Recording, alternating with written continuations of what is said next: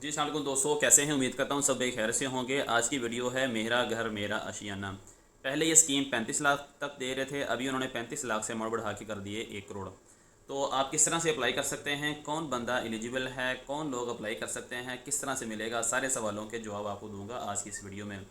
तो आपने एक काम करना है, वीडियो एंड तक देखनी है ताकि सारे सवालों के आपके जवाब मिल सकें और आप इसको अच्छी तरह से अप्लाई कर सकें। इसके अलावा अगर आपको कोई टैक्स का काम हो, कोई रिटर्न फाइल करवानी हो, चैम्बर की मेंबरशिप लेनी हो या आपने बिजनेस रजिस्टर करवाना हो तो आप हमसे रब्ता कर सकते हैं। मोबाइल आपको ऊपर नंबर मिल जाएगा, ठीक है जी। तो आज की वीडियो शुरू करते हैं। आज डेट है 12 अगस्त 2026।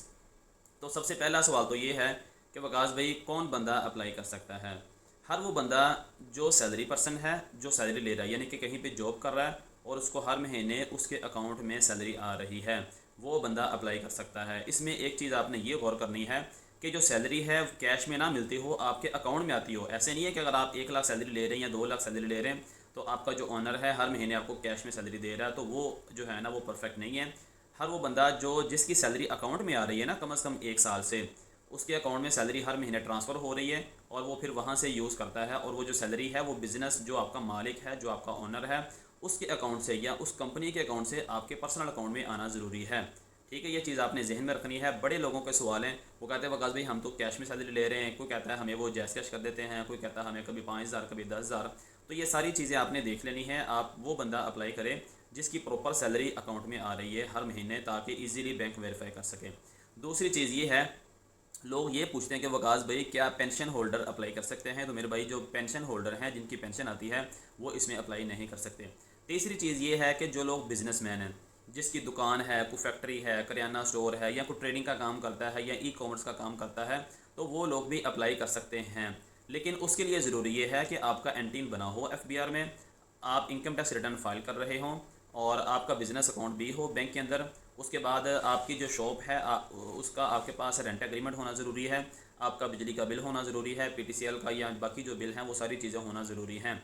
अगर ये चीज़ें आपके पास सारी मौजूद हैं, आप एक्टिव फाइलर हैं, तो फिर आप अप्लाई करें, फिर आपके चांसेस ज़्यादा हैं आपके लोन अप्रूव होने के।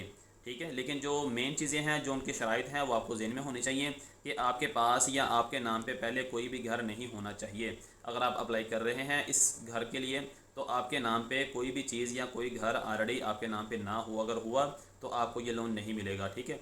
दूसरी चीज़ ये है, इन पैसों से आपने डायरेक्टली घर, फ्लैट वो आप परचेज़ कर सकते हैं। ऐसे नहीं है कि आपको बैंक पैसे देगा, पैसे आपको नहीं देगा।